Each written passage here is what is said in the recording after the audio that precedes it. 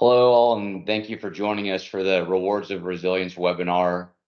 This is sponsored by Baringa and in collaboration with EPRI and their Climate Ready initiative. My name is Michael Levy. I'm a director based out of Atlanta in Baringa's energy and resources practice. I serve as our U.S. networks lead and our global head of infrastructure resilience. Really happy to have you all on with us today.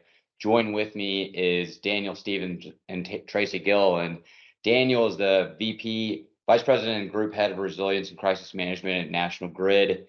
He leads and implements the strategic vision on how to rethink National Grid moves through the energy transition, including addressing challenges of climate adaptation, and enables greater resilience to the threats and hazards facing our industry. Daniel works across all parts of the company, and he's an external advocate to promote industry change and share innovative solutions. Thanks for joining us, Daniel. Also join with me is Tracy Gilliland. She's a director in our resources and energy transition and is based in Houston. Tracy's got almost 2 decades in energy industry, from developing and financing more than a gigawatt of renewables and conventional energy to advising at global energy companies as they seek to innovate from the fields to the boardroom and everything in between. The three of us are going to spend around 45 minutes discussing best practices for assessing, mitigating, and adapting to physical and climate change risk. And we'll make sure we leave plenty of questions for you guys at the end. Please post your comments and questions in the chat. We'll be monitoring that and then incorporating that as we conduct the panel. Thanks again for all of you to join. So before we jump in with our discussion, I just wanted to sort of set some foundations in terms of what we mean by transition risk and physical risk as it relates to climate change. Transition risk usually is what's describing a company or an investor's ability to mitigate their pathway to net zero. So avoiding emissions reduction, avoiding GHG. That transition risk is their ability to transition to a fully decarbonized set of operations, which includes both, all their scope 1, 2, and 3 emissions. Physical risk, which is related to transition risk, really refers to physical risk from extreme weather events. So flood, wind, heat, extreme rain, wildfire, drought. Those are the things that we're referring to. And those extreme weather hazard impacts on physical asset infrastructure is really what we mean by physical risk. So the two types of risk obviously very interrelated, but the way that you assess them quite different. So Daniel, Tracy, would love to hear kind of as we kick off, how are you guys thinking about transition and physical risk, and how is that being assessed in terms of your investment decisions today? Yeah, absolutely. Tracy, I guess I'll go first here. And sure, go ahead. I think we're going to have 2 different sides of the coin here.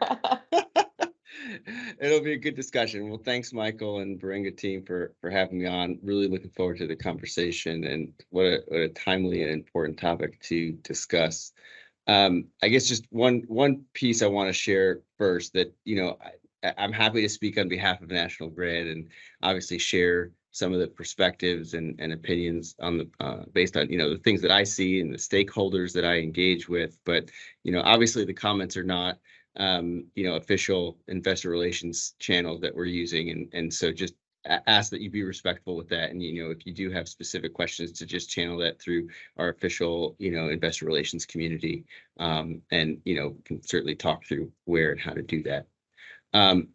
Other quick thing, Michael, this is totally off the cuff here, but I gotta say, you look a little bit like Bruce Wayne with that background, and I keep thinking you're just gonna turn around and we're gonna see the Batmobile pop up.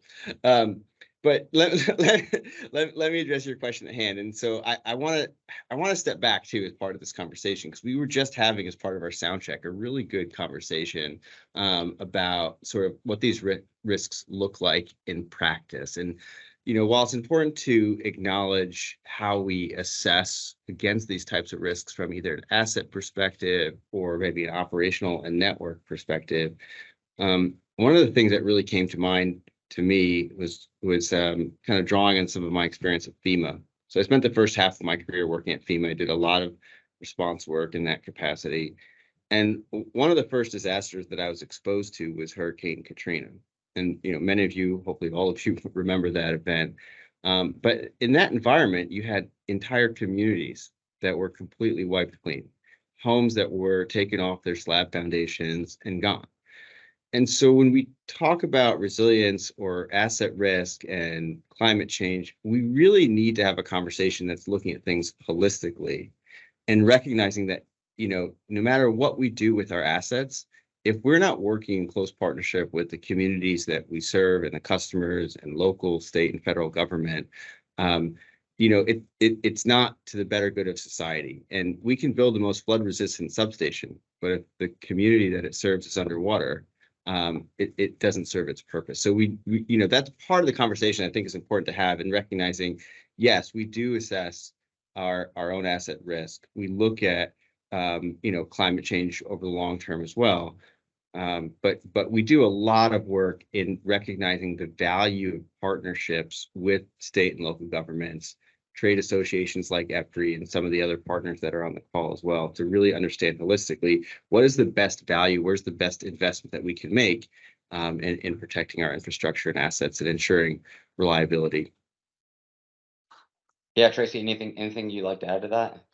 Yep. So, while Dan's comments, come from his, perspective, his background. I started in power, but then I've spent the last decade mostly working with oil and gas companies, mostly large oil and gas companies. So I've had the experience, and I think it'll come into more play when we talk about the transition risk.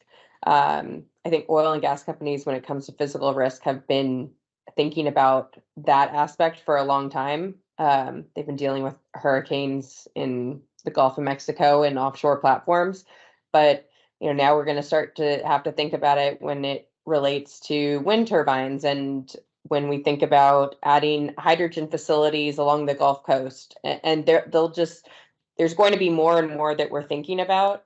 So I think it'll be interesting as we kind of go back and forth on the different, when we talk about infrastructure and energy infrastructure in particular, how different parts of the business, different organizations are viewing it differently. Yeah, it's a great point. Go ahead, Dan. Oh, no, it's a good point. And one of the things that we've been doing to that end is looking at, there's obviously been changes in the regulatory landscape, and in some cases this varies by state, but, either mandating or really revisiting how we look at these longer term risks. In New York, which is one of the regions in which we operate, there's a requirement for us in just another month or so to submit essentially a storm resilience plan and how we're mitigating against more extreme weather events.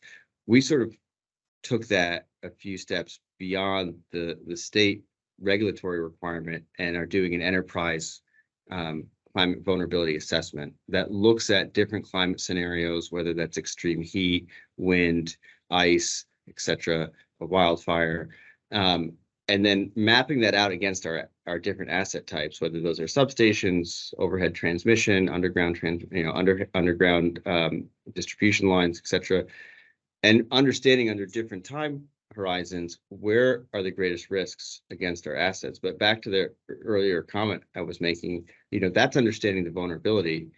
The way in which you mitigate that, and this is to your point, Tracy, is you also have to look at what does the future grid look like, and where's, not just from an asset perspective, but where's the demand going to be, and how is it evolving in terms of storage, new renewables coming online. And so we need to be dynamic in how we assess our own vulnerability and how we start planning to mitigate those risks.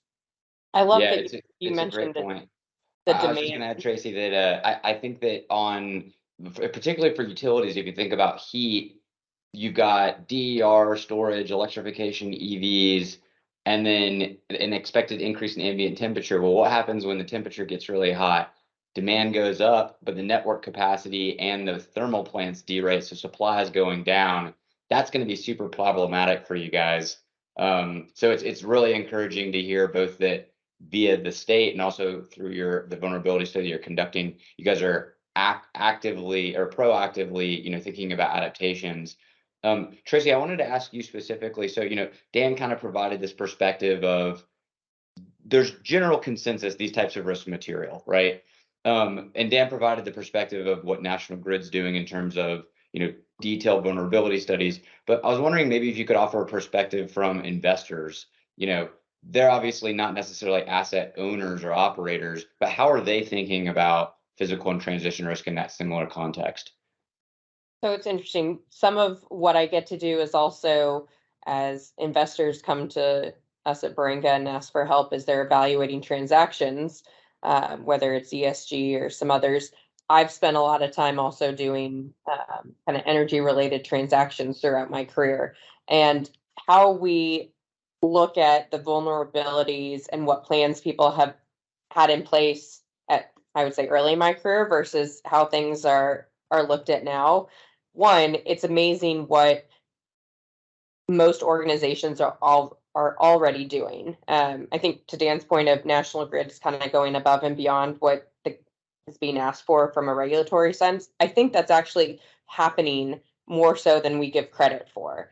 I had experience post Macondo, obviously not a impact of the physical environment necessarily, but working with Marine Well Containment Company after Macondo, set up by the largest drillers in the Gulf of Mexico to kind of consolidate their safety capping program, so that they could get back to work drilling in the Gulf of Mexico.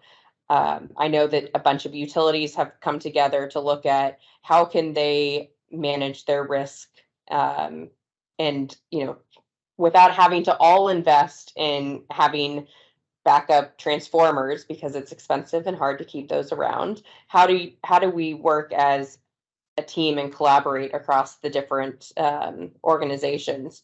From an investor perspective, when say an infrastructure fund or a private equity fund is looking at making an investment into one of the large companies, or making purchasing a power plant, you're also going to be now looking at where is this physical facility located, or multiple facilities. What are they being exposed to? There are a number of different paid services that some will use to get an evaluation of what risk they have.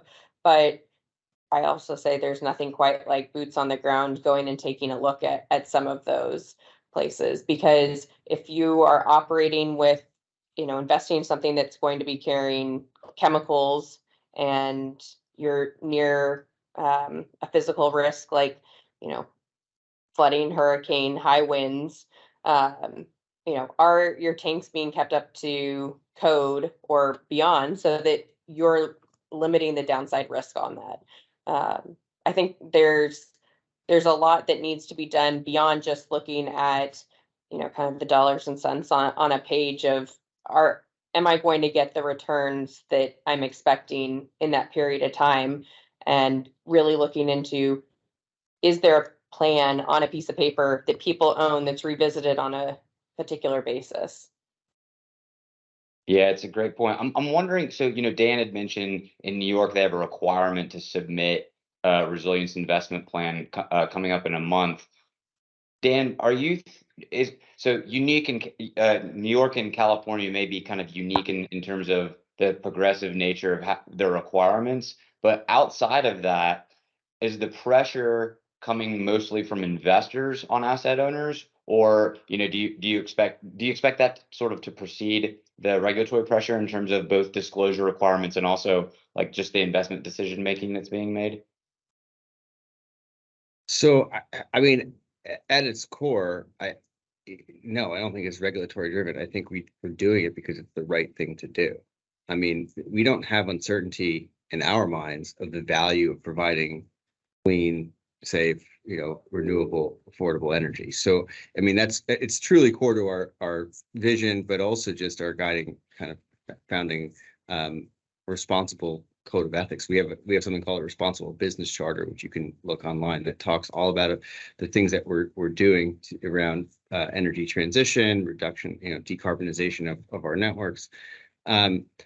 So it's core to what we're doing. Obviously, there are regulatory drivers that help inform how we do it in some cases. But, to us, it's also the long-term viability of our industry as a whole. I mean, we're really facing a transformational moment in this sector, more so than any other industry, I would argue, has faced. And, it's not the first time we're coming across things like this. I think of other industries. I was joking the other day about, VHS cassettes, and then you got into this like DVD thing with Netflix, and then Netflix transitioned to digital, and now they're having their own studios. They've kind of gone through their transition, but people still watch movies. I mean, and you can still talk about the same things with telecommunications. We all had landlines that were copper based and rely on power. We went to beepers for a while, and now we use cell phones. So there are transitions across industries that have these major implications, but in the end, you're still watching videos, you're still using a cell phone, etc. And I think we're going to see the same thing with our energy industry. I mean, what's the right mix of generation, what's the right time frame to do a transition, but the way in which we leverage electricity specifically is only going to increase, whether that's through transportation, whether that's other industries that rely on us, healthcare, etc., but also just regular residential use. So I think for us, this is sort of the viability, not just of a company, but of the industry, that we need to make these decisions prudently to keep energy affordable, but also clean and reliable. So to me, it's part of our core values. Yes, there are some regulatory drivers that are informing how and what we do and when we do it, but it's not an option. Because of that, yeah. Yeah, and I think that when you think about where does a lot of this fall back to, it falls back to the safety aspect. And I would argue that oil and gas companies in particular have been thinking about safety in the last 2 decades in a much different way than they had ever before. And safety is such a critical component of their culture, to Dan's point about at National Grid, the values. And so planning for whether it's a physical risk is built into the safety culture at these organizations. And the transition risk, if we're ready to, transition into talking about transition risk, it is also looking at what is the demand. And Dan had mentioned earlier, demand, and the demand for power, obviously, we're talking about within the confines in its kind of a physical landlocked. When we talk about oil and gas and demand and where products produced and how where it's going, we're talking about a much broader capability and a much broader customer base and demand base. So looking at the transition risk isn't just in one particular area where utilities, and I'll pick on utilities, where utilities have been focused on, kind of the borders within which they operate. Oil and gas companies have had to look broader than that. And as they're looking at the transition, they're looking at transition differently in terms of, what that means here in, say, in Houston, where I am, or in Texas, or in the United States, versus what it means for their demand of customers in other parts of the world. And we're going to see a lot more of the movement of product changing based on that. And with that will come more physical risk as well, because we're talking about moving, different types of, not just the same hydrocarbons we're used to moving. And that's going to come into play when we look at, infrastructure funds that have, big investments in pipelines and storage tanks. How is that going to change with, a move into hydrogen or carbon? Are those pipelines able to be reused? And I think that's where infrastructure funds have to start thinking about what their investments mean when they look at their portfolio holistically. Yeah, I really like that. Actually, great segue into my next question, which is this challenge that's unique to climate risk, and that you're having in many instances to sacrifice short-term returns for long-term gains.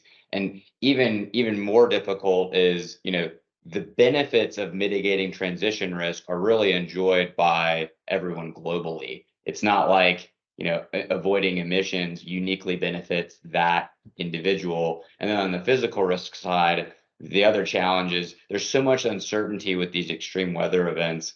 You don't know how long it's going to take to pay back any sort of restoration effort that you, adaptation effort that you do, because these events are, by their very nature, tail risk. So I guess my question really is around, how do you strike a balance for infrastructure investments between, short-term returns and the integration of climate risk considerations? Ooh, I would say that's probably the secret sauce to many of these infrastructure funds, right?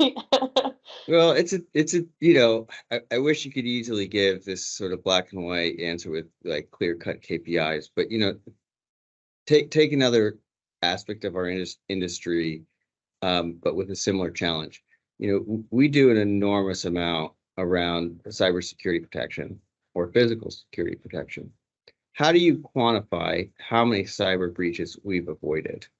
How do you say that because we've built better detection intrusion systems, we've avoided some type of physical security threat to our assets?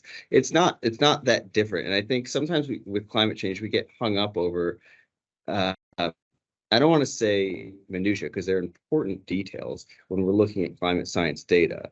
But we get hung up over, are we expected to get 50-mile-an-hour winds or 60-mile-an-hour winds? Do we expect us to increase by 2030 or 2035 or 2040? To me, it's really just acknowledging that we are undeniably seeing and will continue to see more extreme weather more frequently. Now, you have to look at that then from a macro lens across your entire network and how you're mitigating those risks. And yes, there are very localized solutions for certain assets based on the threats and hazards that they fix. And that's where you make prudent investments. But overall, the concept is we're making a lot of investments around asset hardening, but also looking at newer innovative technologies that have more control and monitoring of our assets to kind of mitigate the impact to the customer. So for one example, there's a technology called FLISR, which, forgive me if I get the acronym right, it's like a fault location detection capability. Fault location, isolation, and isolation, recovery, something like that. Exactly, right. So now, it's like, just for those on the call, it's like an automated switching scheme where you can isolate parts of the grid to not have as many customers out when like a tree falls on a line or something. Exactly. Yes, exactly right, Michael. So, we can't prevent every single tree from falling. We can't prevent a severe windstorm from occurring. We can certainly do vegetation management. We can do limited undergrounding in certain areas.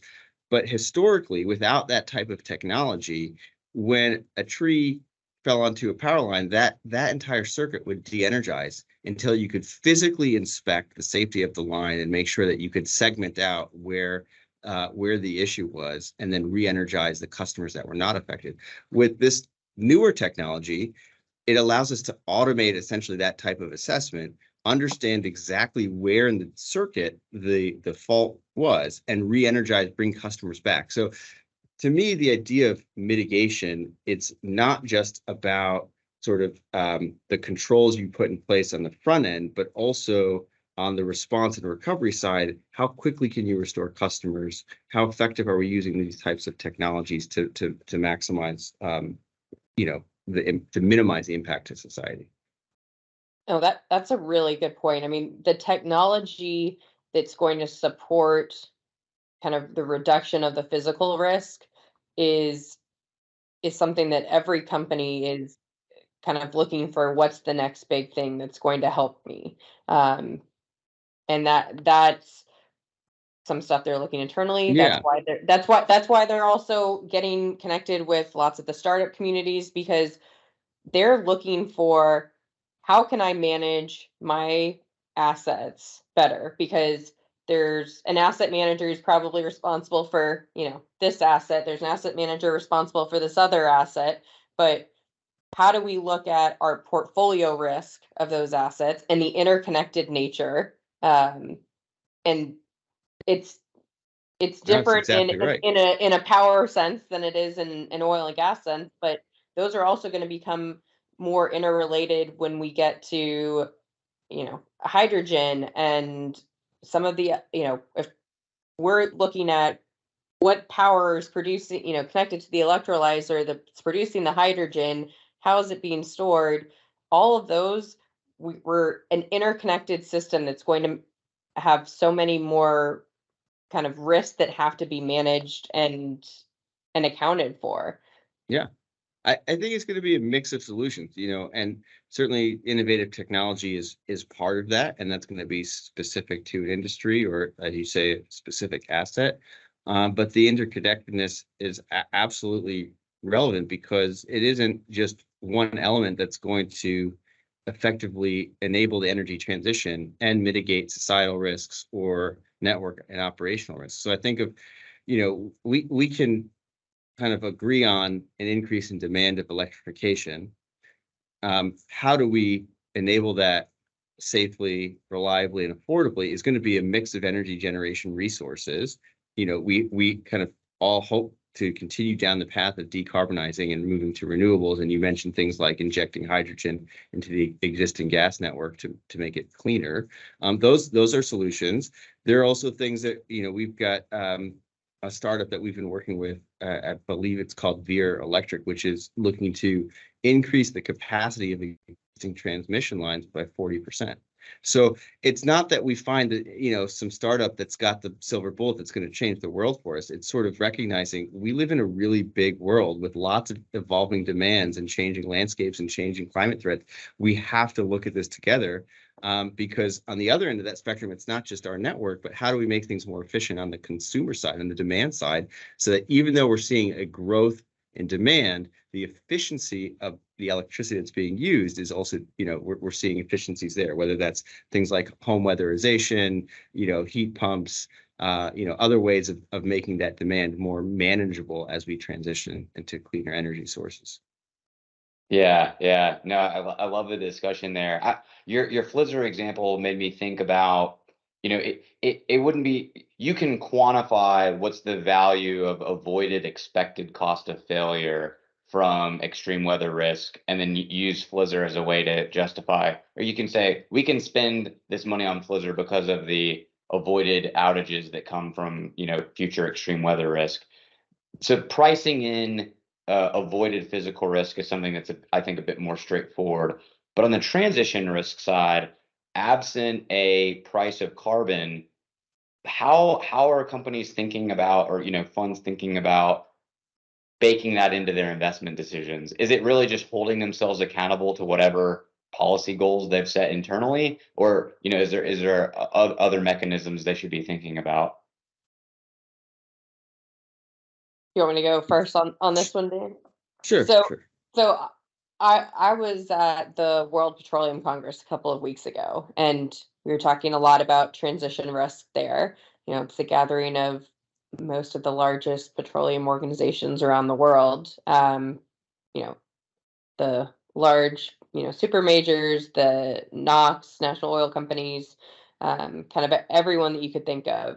And I walked away after 4 days thinking that, there were a couple of clear takeaways, like oil and gas is not going away. The demand is not going away. And heard a really interesting point from somebody about if you look at back in the 1800s, how much kind of wood fire was being burned for heat. And if you actually look at it today, globally, there's more wood being burned for heat than before. It's just that it's a smaller percentage of the overall picture. And I think that's where we're going when it comes to the transition risk. It's not that something is completely going away. It's that we have to look at, as these companies are looking at their 25 to 30-year outlooks, they're not looking in a really small window. The demand for their products isn't going to go away overnight necessarily. They're looking at, what do we need to have in one area of our organization? What does one set of customers need? What does another set of customers need? And are there policies to support that? Which, prior to the IRA being passed in the United States, I would say a lot of the newer cleaner energy transition projects were, not considered cost effective. Okay, now with the IRA, some of these are going to be cost effective. Or at least didn't have the same returns that the Correct. alternatives had. Yeah, yeah. Correct. And don't get me started on returns between oil and gas and power. That's a whole nother story. We know there are differences there. But when we look at those transition opportunities, okay, now in the medium term, those are more cost effective and the returns look better. But is that actually changing the demand for those products? Are people, absent the IRA, are people willing to pay more for, a cleaner product? And I think we're still seeing that absent a carbon price, that's difficult for companies to price in because there's no one kind of we're all following along the same path. I think that the challenge with this is there's a lot of intangible, I don't want to say intangible, but costs that are just a lot harder to measure, say simply. Indirect. Okay, so, right, like, yeah, there may be lower costs in operations or cost of commodity on fossil fuels, but we also know there's serious health risks, environmental risks, that also need to take into account at some point too. And the challenge with that is, who's burdening that cost and how do you account for that? So when you just look at the cost of commodity and say, 1 kilowatt hour of electricity is more than, what you can do to heat your home with natural gas. I mean, I think you're kind of missing the point of saying and now maybe it's transitioning to our transitional risk discussion, but we need to look at the broader implications of what fossil fuel is doing to global warming, to increasing the severe extreme weather events, but also to the health and well-being of the communities that we live in, all of us on the phone, and so it's harder to measure that apples to apples. But Michael, to your question, we've got, as I mentioned earlier, this responsible business charter, which outlines 5 pretty strong commitments around a clean energy future. And, our net zero goals are certainly part of that. Yeah, it kind of starts getting down to the line of a question of equity, right? What is the fair way to socialize the cost of transition, both on the energy side and the power side? Maybe you guys should share some thoughts on. I guess your options are: is it ratepayers? Is it taxpayers? Is it the customer? The consumer of the commodity? Obviously, different trade-offs between different options. Then you've got: is it at the state level, at the federal level? What are your thoughts there? Well, I think, some onus certainly falls on us as energy providers to make sure that we're running our business as efficiently as possible to drive down costs and ensure shareholders, I guess, is another stakeholder group I forgot to mention. Shareholders, we can get to that piece in a minute. And I think there are other ways in which it's not, we're driving costs down. We allocated roughly $65 million this past year on to relieve kind of the financial burden of our most vulnerable customer base. But we also have tons of different energy efficiency programs like home weatherization, insulation, heat pump incentives, et cetera, that, some of which comes from us. Some of those are partnerships from state government. Some of those are from whether, it's IRA or other government funding mechanisms. So it has to be a shared cost across government. Again, I fully acknowledge that, from the private sector, there's accountability on us and a responsibility on us to make sure we're doing everything we can to make energy affordable. So it has to be things that we do together. I'd say we also have to acknowledge that getting towards net zero does require a lot of investment. But kind of building off the whole conversation we've had is what's the cost of not doing that? So I think it's something we need to continue working on together and how we're delivering, affordable energy to end consumers. I mean, and it goes to who's going to bear the burden of the cost of not doing something as well, because and how can you kind of redirect that back into, okay, let's redirect that cost back into investing in what will start driving some of these changes. Because I think if you look at a lot of the, publicly traded oil and gas companies, is the market really rewarding them for, the transition Mhm. plans that they're making? And I think it's pretty debatable. I don't think that it is, and they're not going to make a rate case to their regulator. I think people tend to say, well, you've been making so much money for so long, then you should be doing this. But Mhm.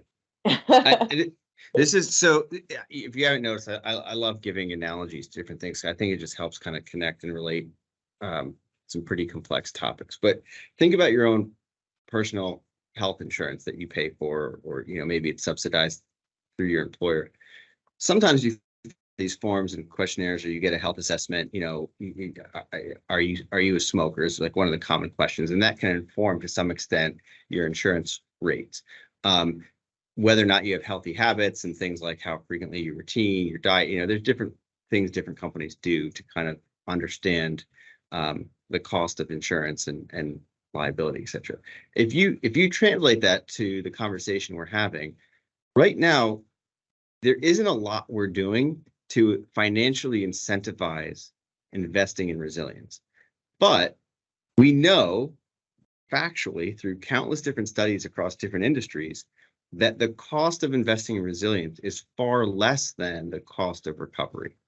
There's a great story that just came out recently of a community in Florida called Babcock Ranch. You can Google this. There's like a 5-minute YouTube video on this, where they essentially built that entire community resilient to hurricanes, and they had no power outages. I think they lost 1 or 2 palm trees on the last storm, which may have been Ian that ripped through there. But even down to the way in which the landscape was designed, the water control mechanisms, and that came at a cost. They had to make those investments. It cost more to underground their power lines. It cost more to have backup solar generation and more to build with stronger materials.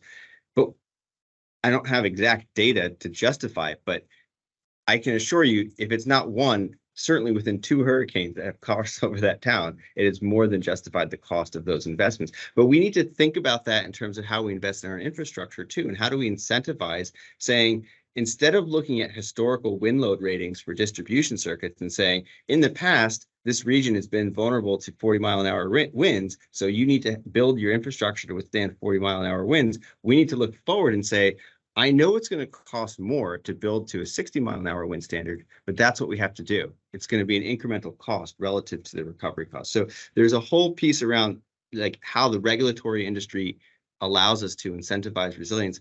And then another piece, and I won't spend as long going into it, but it's the insurance industry. There's an enormous amount of fluctuation right now in the way in which insurance is mitigating their own risk against climate hazards. And we've seen that in California. You mentioned State some Farm of the and wildfires out yep. west. They They're pulled truly out. major. They don't insure there. They will not issue any new residential wildfire insurance permits, which means that's now the burden of the customer, the individual.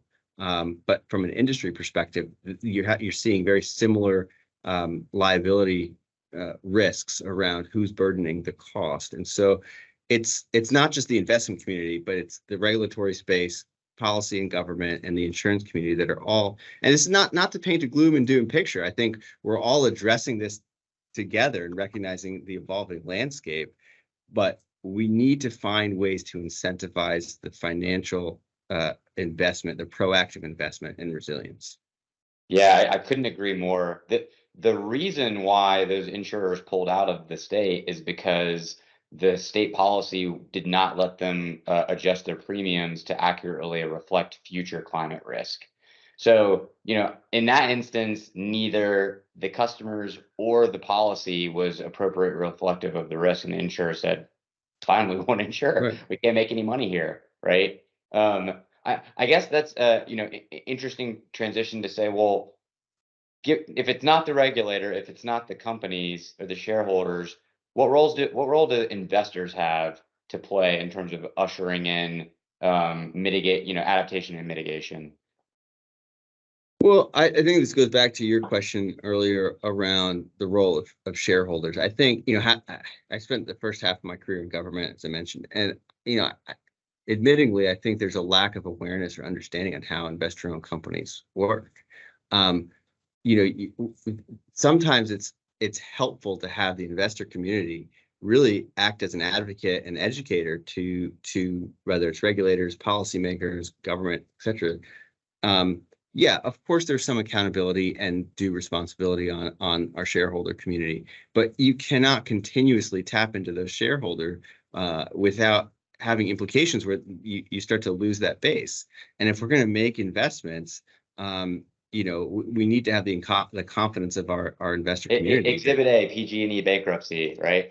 Exactly right. And then you could go to Exhibit B of PREPA in Puerto Rico, which was essentially nationalized as a government-run company. And so there's no, I don't have the answer to say this is exactly how you do it, but somebody's burdening those costs, whether it's the consumer through taxes and government funded response, whether it's governments that have set aside their rainy day funds, which are still tax driven. But we can't stop we can't stop extreme weather from happening, so we need to acknowledge there are costs with recovery associated with that, and how those are funded, whether it's government run.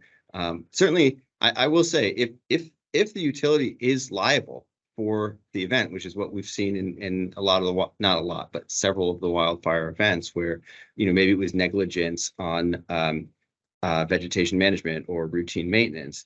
There are situations where if you are found liable, then yeah, you are accountable for the financial burden of the recovery. But I do think, there needs to be a more broad discussion with government, regulators, insurers, investors around how do we better plan for the cost burden of severe weather.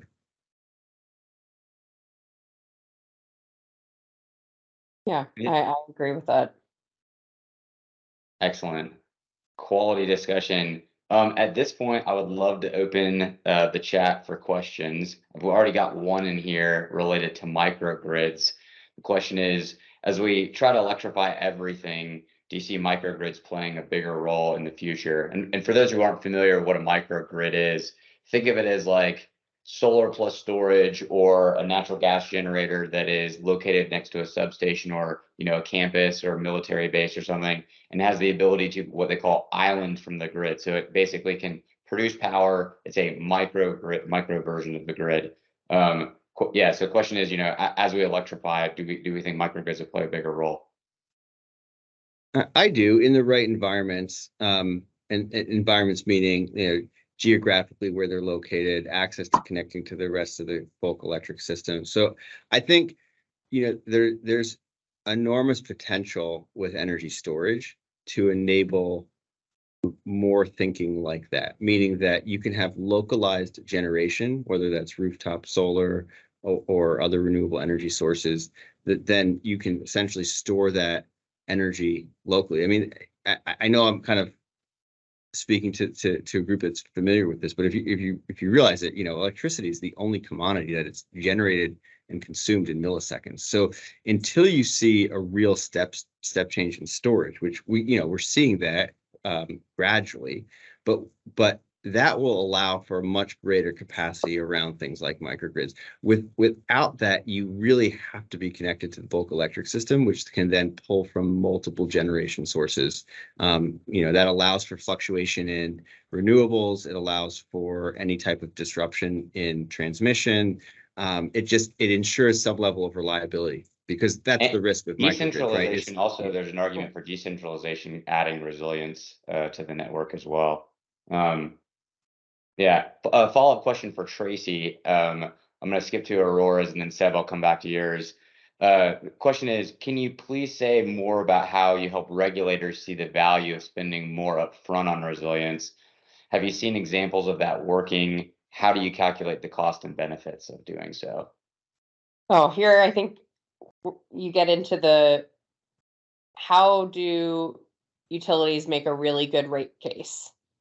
Because I think that comes down to how well structured is your rate case to regulators, because that's how you Do you have a inform. business case if you quantify the Yeah, benefits? yeah, and if you're not putting together, have I seen examples of how to appropriately calculate the cost and benefits and what's worked and what have I haven't worked with those specifically, so I can't say this was a really good example, but I think that's on the utilities to bring in, honestly, probably some external partners to help them figure out how to calculate some of these risks that we think are calculable, or harder to quantify.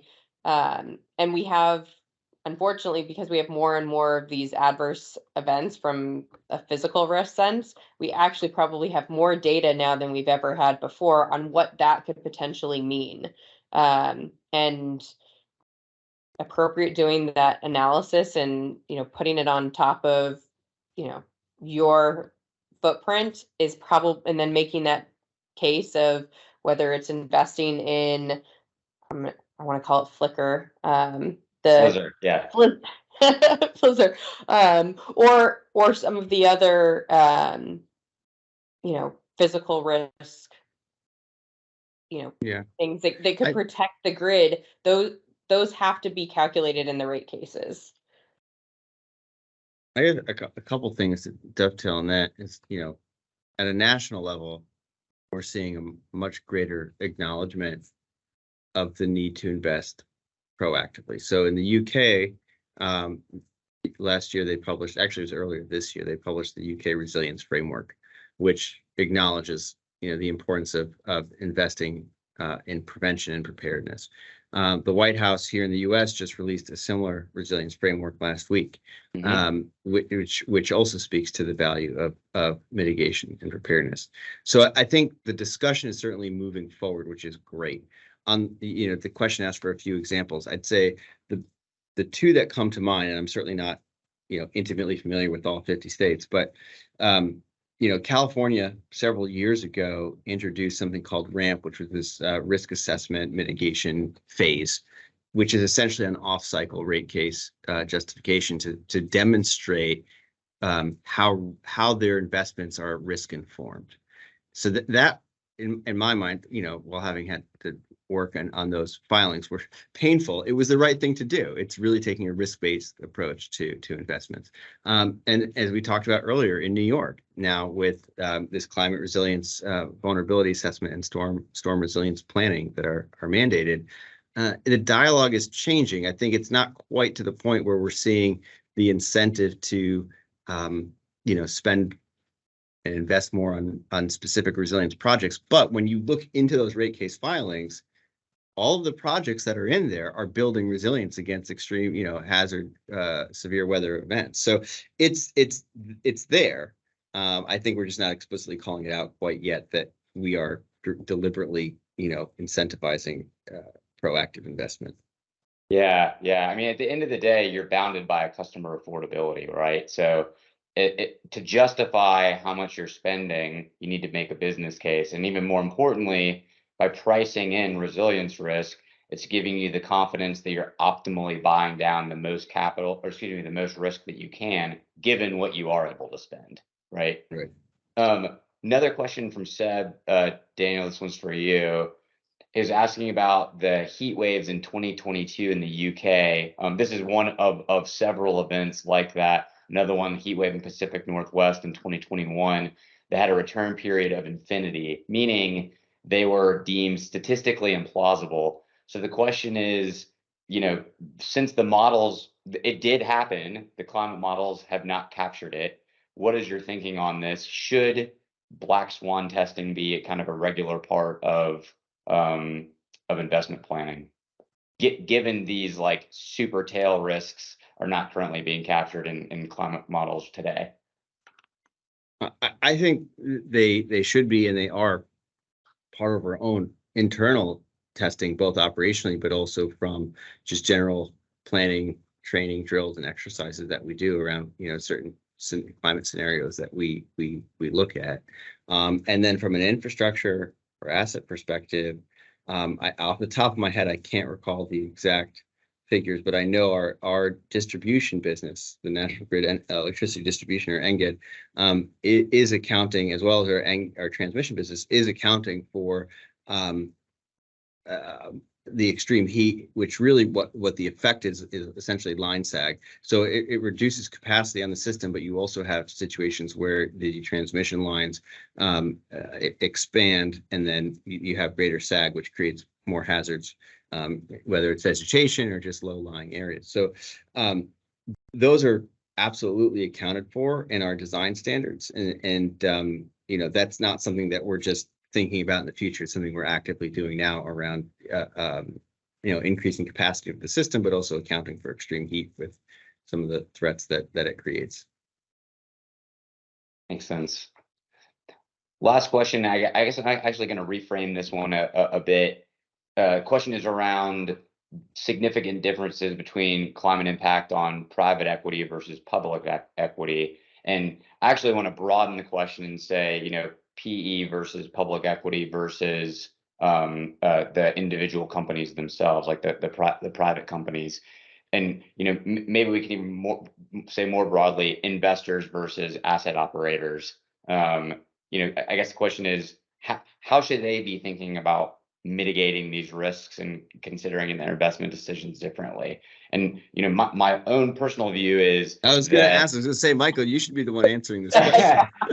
the timeline with which they have to live with the decisions that they're making are quite different depending on which stakeholder group you're looking at. So public equity versus private equity, they're going to have very different timelines in terms of expected returns. Similarly, for publicly traded companies versus private companies, very different in terms of the expected returns from the investment decisions that they're making. But in all cases, both in transition and adaptation, you run into what we call this temporal action problem, which basically means short-term pain for long-term gain. And it's hard, right? It's hard to invest heavily knowing that the benefits of your investment might not be accrued until much later. But the main point is, particularly for oil and gas companies and utilities, the investments that they make, they last decades, right? So like you're stuck with those decisions for a long time. Well said. Yeah, I mean, that's something. So within the organization I work in is aligned with our chief engineer function. And that's a comment he makes all the time. David Wright's our chief engineer. He says, the assets you're putting in the ground today are going to be there for at least 40 years. So, if you're not thinking about what the future looks like, it's a missed opportunity to maximize the effectiveness of that asset. Anything other, Tracy? Oh, I completely agree with that. I mean, oil and gas, we're still looking at 25 to 30 year horizon on everything. I think when you start to look at what can be shorter term investments with the returns, that's when you start looking at a lot of the digital capabilities, whether it's programs that digital capability to better manage distributed energy, demand response. Those are your shorter kind of investment horizons that can have a longer kind of tail impact. Yeah. Something else to think about too is, as an investor versus an asset operator, you have the luxury of being able to divest the asset, right? You can just sell it. Whereas, if National Grid wanted to sell their gas business tomorrow, that's a multi-year, very long, arduous process, and potentially something that the state wouldn't even allow.